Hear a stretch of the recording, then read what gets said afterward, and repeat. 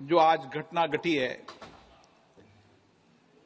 वह हम सबके लिए चिंता का विषय है और गंभीर घटना भी है। घटना के समय घटना करने वाले व्यक्तियों पर जिस तरीके से हमारे माननीय संसद सदस्यों ने, यहाँ के सुरक्षा कर्मियों ने, यहाँ के मार्शल ने, चेंबर स्टाफ ने, सभी लोगों ने जिस तरीके से मुस्तैदी के साथ घटना घटित करने वाले लोगों को पकड़ा और निर्दयता के साथ, मैंने खुद ने भी देखा, निर्दयता के साथ वह उनको दबोचा, मैं उन सबको बधाई देता हूं। आज के दिन ही 2001 में भी इसी तरीके से केंद्रीय सुरक्षा बल, संसद सुरक्षा, यहाँ के स्टाफ, यहाँ के लोगों ने जिस बहादुरी निर्दयता के साथ उस हमले को विफल किया, आज हमने ऐसे हमले को फिर विफल करने के लिए जो सामूहिक प्रयास किए, इसके लिए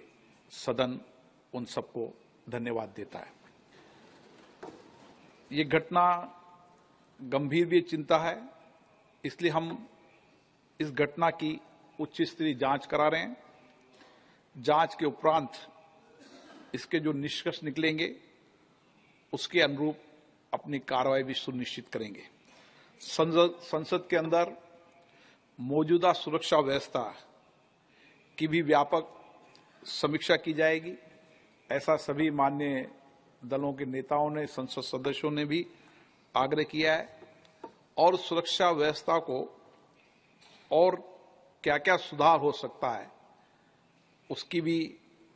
सभी दलों के नेताओं के सुझाव पर उस सुरक्षा को पुख्ता की जाएगी और इस संबंध में सभी दल के नेताओं से चर्चा करने के लिए मैंने आज 4 बजे बैठक बुलाई है और हम सब एक साथ इस मत के हैं कि इस देश की सुरक्षा की जिम्मेदारी हमारी है। देश ने देखा है और आगे भी हम देश हित, राष्ट्र हित में इसी तरीके से अपने दायित्व और कर्तव्यों को निभाते रहेंगे। सदन की कार्रवाई, सभा की कार्रवाई गुरुवार दिनांक 14 सितंबर 2023 को 11 बजे तक के लिए स्थगित की जाती है।